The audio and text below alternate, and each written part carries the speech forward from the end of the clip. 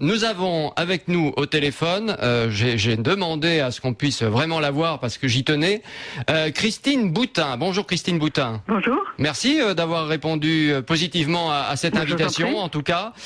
Vous écoutez le débat depuis tout à l'heure. Moi, j'ai cette position de dire c'est pas à l'école de parler de ce sujet du mariage pour tous, à l'école primaire, au collège, au lycée, voilà. Chacun se fait son opinion. Le débat peut se faire en dehors de l'école. Je vois pas pourquoi on le fait à l'école. Quel est votre sentiment ?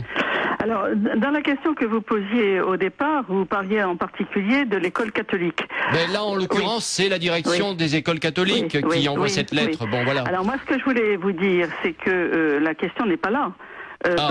Mais non, la question n'est pas là, puisque déjà, moi j'ai été sollicité par des collégiens et des lycéens pour justement donner mon appréciation, mon interprétation, ma façon de voir sur le mariage homosexuel, parce que des professeurs leur avaient demandé de faire une étude approfondie sur ça. Alors donc, ça c'était où, dans le public ou dans le privé ? Excusez-moi, ça existe déjà. C'était dans le public ou le privé ? Dans le public, bien sûr, des établissements publics. D'accord. Parce que, mais pour quelle raison ? Parce que naturellement, ce dossier-là est un dossier très important. Tout le monde est d'accord pour dire que c'est un changement radical de l'organisation de la société. Alors, et il est normal que les enseignants posent la question à leurs élèves. En quoi c'est un changement radical de l'organisation de la société ? Dans la mesure, par exemple, où la droite a voulu visiblement enfumer, à moins que ce soit les socialistes qui nous enfument, on ne sait plus très bien au final, mais la droite a voulu enfumer en disant...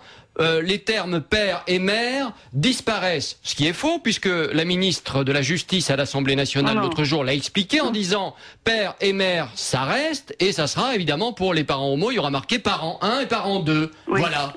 Donc où est le problème ? Écoutez, il y a 12 codes. 12 codes, je vous entendez bien, il n'y a pas que le code de la famille. 12 codes de notre corps de droit, de notre organisation sociétale qui sont modifiés par ce texte. 90 fois, le mot père et mère est supprimé. Enfin, Madame Taubira, que j'ai rencontrée, elle l'a dit publiquement, est tout à fait d'accord pour dire que c'est un texte majeur qui va véritablement changer notre société. Personne ne peut le nier. Alors, pour quelle raison ça va changer ? C'est qu'en réalité, dans ce texte, il y a la négation des différences sexuelles, qui, elle, a été toujours les fondamentaux de l'organisation de toute société. Mais cette différence sexuelle continuera à exister dans les faits, quand même. Pardon ? La différence sexuelle va continuer à exister dans les faits, on peut pas dire le contraire. Non, tout le monde va devenir homo, vous aussi, peut-être ? Non, c'est pas une question, je ne vous répondrai pas sur cette question. Mais la négation de la différence sexuelle est le fondement même de ce texte.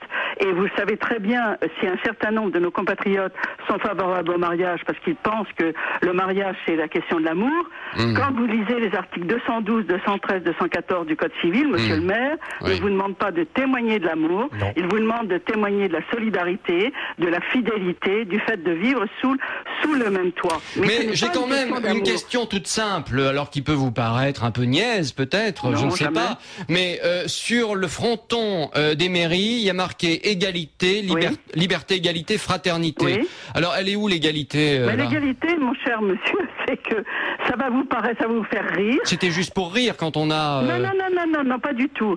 Le droit en 1789 au mariage existe pour tout Français. Tout Français peut se marier, qu'il soit homosexuel ou hétérosexuel. Oui, d'ailleurs, vous l'avez dit l'autre jour, un homo peut se marier avec une hétéro, par exemple. Et je persiste.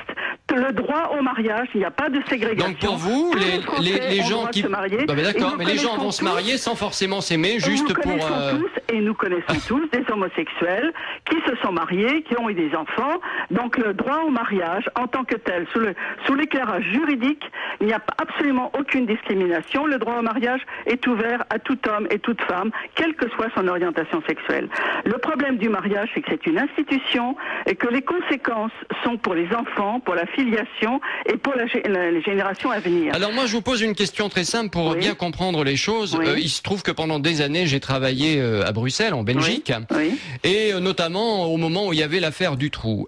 L'affaire Dutroux, c'était donc un homme, une femme, Dutroux et son épouse, qui ont abusé et finalement tué des enfants. Est-ce que de temps en temps, il vous arrive dans les faits divers d'entendre que des enfants ont été maltraités par des couples homoparentaux? Écoute, non, vous n'allez pas me sortir. Ah non, mais si. Ah ben si, non, je veux savoir. Parce que moi, j'en ai pas entendu encore. Qu'il y ait des homosexuels qui s'aiment et qui élèvent leurs enfants de façon correcte, bien sûr. Mais vous n'allez pas me dire que parce qu'on est homosexuel, on a la garantie de bien élever ses enfants. Ah, je ne dis pas qu'on a la garantie. Je dis que dans les faits aujourd'hui, est-ce que vous entendez parler de ce genre de faits divers? Non, parce que d'abord, il y en a très peu. Parce qu'il y en a très peu, vous le savez très bien. Mais vous ne pouvez pas dire que parce qu'on est homosexuel, on a la garantie d'élever toujours bien ses enfants. Je ne dis pas ça. Je ne dis pas ça. Non. Je ne dis pas que demain, le mariage sera instauré, etc. Il n'y aura pas des problèmes comme dans le mariage hétéro. Non. Je dis aujourd'hui, dans les faits tels qu'ils apparaissent, moi les faits divers, si vous voulez, au niveau de l'actualité, je suis plutôt bien placé. Il y a des abus d'enfants et bizarrement, pour l'instant, je vois pas de couple homoparentaux qui sont mêlés à tout ça. Il y en aura aussi, vous le savez très bien. Et le problème n'est pas là. Le problème est de savoir l'enfant. L'enfant est en train, par ce mariage homosexuel, de changer de statut. C'est-à-dire, on va installer le droit à l'enfant. C'est tout le problème de la procréation médicalement assistée, de la gestation pour autrui. Alors que pour l'instant, l'enfant, il a une dignité en tant que tel. Il n'est pas un objet de consommation. Il n'est pas le résultat de mon désir. Il existe parce qu'il existe en tant que tel. Vous savez, l'enfant est sujet de droit et non pas objet de droit. Et non pas le droit à l'enfant. Et on est en train d'installer le droit à l'enfant en niant la différence sexuelle, puisqu'on va même utiliser la gestation pour autrui, ce qui pose des tas de problèmes aussi par rapport à la femme et au féminisme. Enfin, vraiment, la gestation pour autrui n'est pas, autant que je sache, encore totalement là. Vous êtes un homme éclairé et vous savez très bien que quand j'ai commencé à parler de mon opposition au mariage pour tous, j'ai parlé le problème de la procréation médicalement assistée parce qu'elle est inscrite logiquement dans cette filiation. Et on ira à la gestation pour autrui. C'est évident. C'est une question de temps. Mais ça se fera parce que la logique est ainsi faite. Quand vous dites ça va complètement changer la société justement à travers tout ça, aujourd'hui par exemple à l'hôpital Erasme à Bruxelles, qui fait beaucoup de PMA, il se trouve qu'il y a chaque semaine 2 couples lesbiens qui se rendent dans cet hôpital. Chaque semaine, vous m'entendez bien, 2 couples lesbiens français qui se rendent dans cet hôpital pour essayer de voir comment elles peuvent avoir un enfant, etc. Elles ont l'impression, ce sont des êtres humains comme vous et moi, elles ont juste l'impression d'être un peu les parias de la société. Elles n'ont pas le droit d'avoir des enfants comme d'autres. Non. La preuve, elles sont obligées de partir en Belgique pour les faire. Vous êtes en train de consacrer le désir des adultes par rapport aux enfants. La Belgique n'est pas la France. La France, c'est le pays des droits de l'homme.